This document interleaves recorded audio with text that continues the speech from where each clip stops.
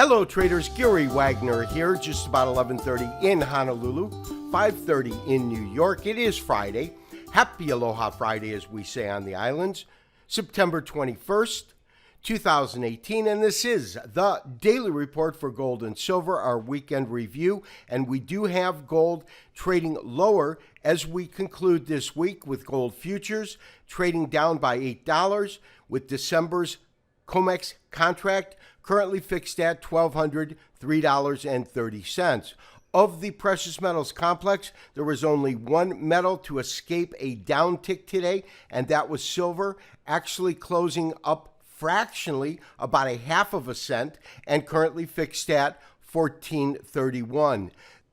The U.S. dollar definitely provided some headwinds against the precious metals as it gained about 0.33%, 29 points, and closed at 93.79. Now, we did have a new all-time record close in the Dow, with the Dow closing up 86 points at 26,743. However, both the Standard & Poor's as well as the composite did close fractionally lower on the day.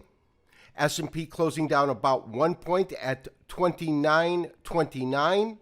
As the NASDAQ composite lost about 0.5% in trading today, a decline of 41 points, closing at 79.86.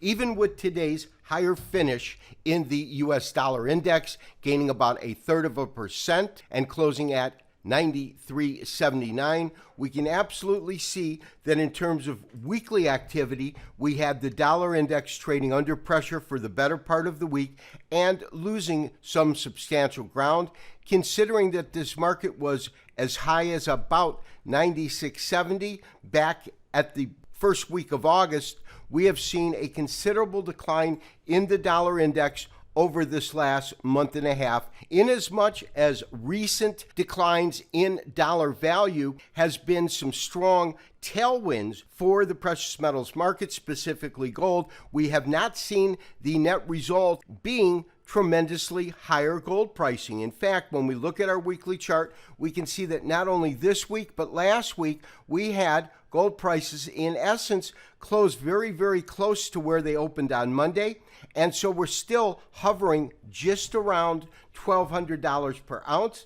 It seems as though we have some superlative resistance in the market at about 1,218. This week's high came just shy of that, and last week hitting an apex of 1,218 on the nose.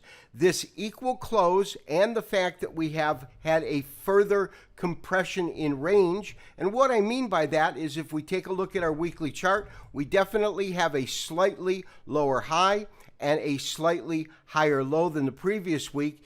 It continues to tell us that the range is compressing and that this compression triangle is quickly approaching the apex. Of course, theory behind a compression pattern is that as it reaches the apex, it builds up energy by virtue of a compressing range, and when it breaks, that energy is released.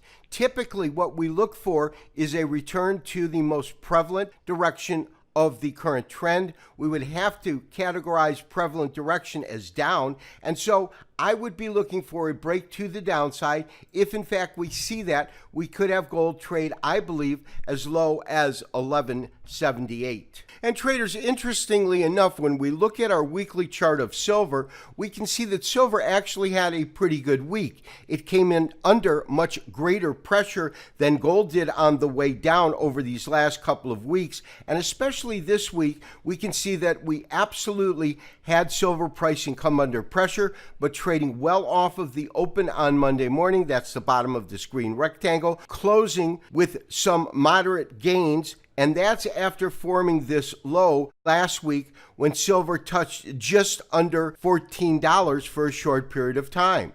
And to give you an idea of the last time that silver traded at these price levels, we really have to compress our weekly chart and look back to the end of 2015, beginning of 2016, and that is a point in which we absolutely saw silver form this rounded bottom here and then trade to dramatically higher pricing, hitting $21 in about a half a year of trading.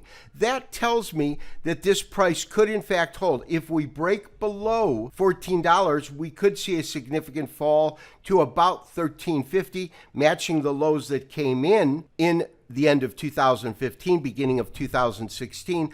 Our next real level of resistance doesn't come into silver until $14.97. In other words, we could see about a 70-cent rise in silver. Obviously, the industrial component of silver seems to be shining through this week, with the Dow Jones Industrial Average climbing to all-time record highs. This has been Gary Wagner, wishing you, as always, good trading. Maintain your current short position in gold, as well as maintaining your current stop. We will look to watch that closely, as next week we will have the beginning of this month's FOMC meeting and a monetary policy statement to be released on Wednesday at 3 o'clock Eastern Standard Time.